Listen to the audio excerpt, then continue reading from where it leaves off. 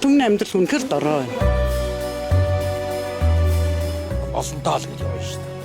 Олонтаа.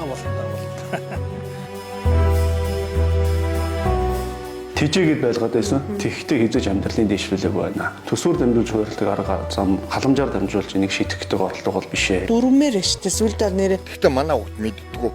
Энд амьдарч байгааг.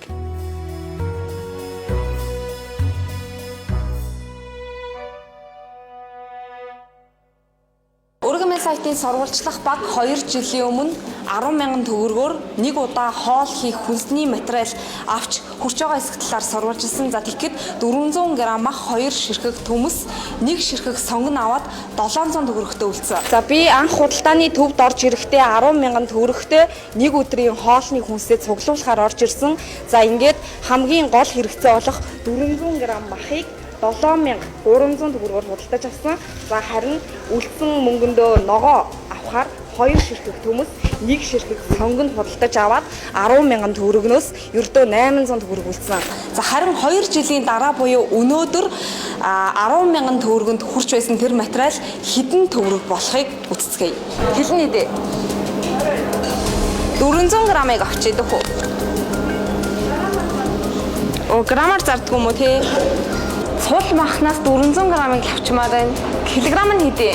24 400 г-ыг хэрчээд өгөө шүү дээ. Төмөс килограмм нь хэдий?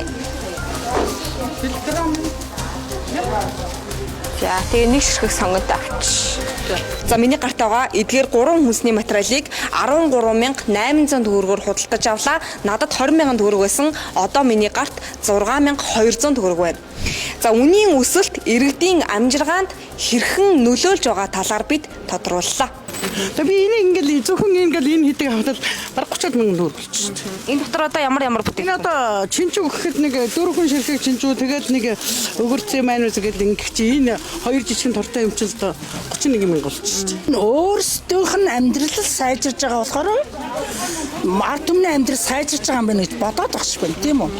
Яг чанар дээр ард түмний амьдрал үнэхээр үгээгүй доройтож байна. Ямар ч байсан 20-30% нэмэлт хамаагүй нэмэгдсэн байгаа байхгүй юу? Тэгээ чанар нь модсон юм үн нэмэгдчихсэн тийм үү?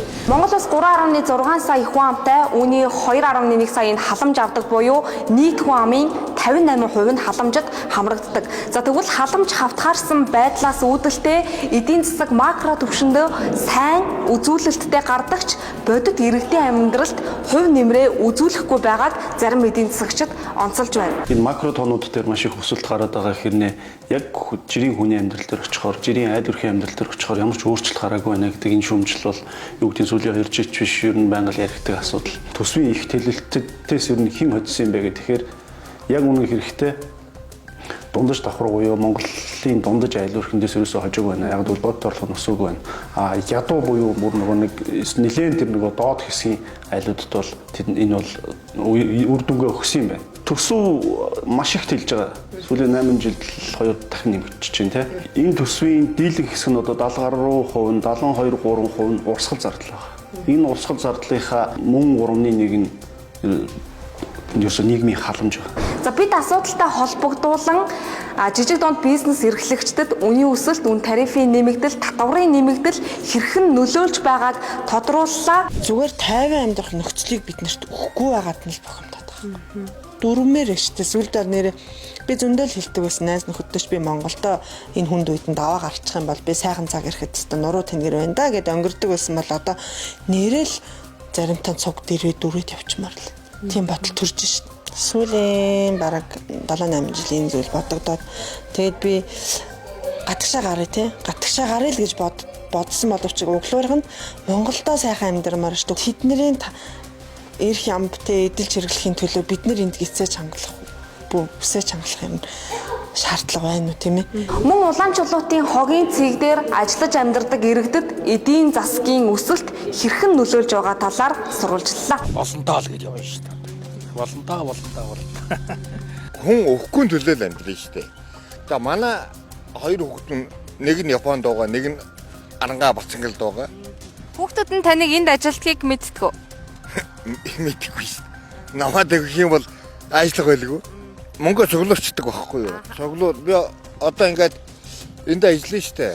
Тэдэн дээр цуглууллаа гэд би ингээд яг өөрийнхөө болцооны нэг өдрийн нэг 10-20 мянган төгрөг авчаад үлдсэний одоо манай ченж ба штэ. Чэйтэй хадгалуучдаг байхгүй юу. Тэгээд нөгөөдгийг богнуулж байгаа л хүүхдэр явчихдаг байхгүй юу.